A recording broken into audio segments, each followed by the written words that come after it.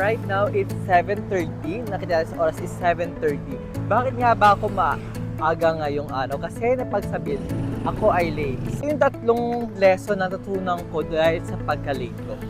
Tenacity, endurance, and also character development. Wait lang. So, tenacity. Tenacity in Tagalog, kapal ng muka.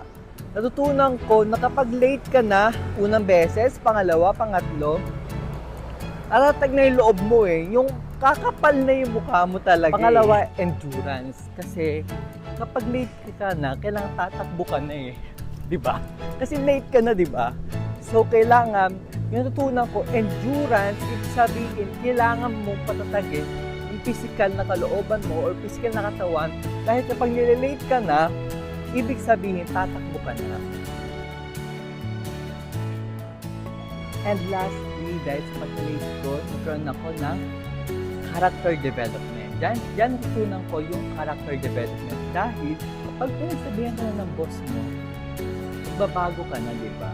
So, ayun nga, guys, this is Clark, your leadership coach. Kasi nagsasabi na kailangan dapat maaga tayo gigising.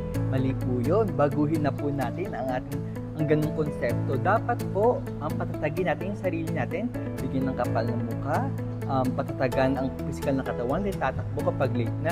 And also, character development, dahil magbago ka na at gumising ka na maaga, di ba?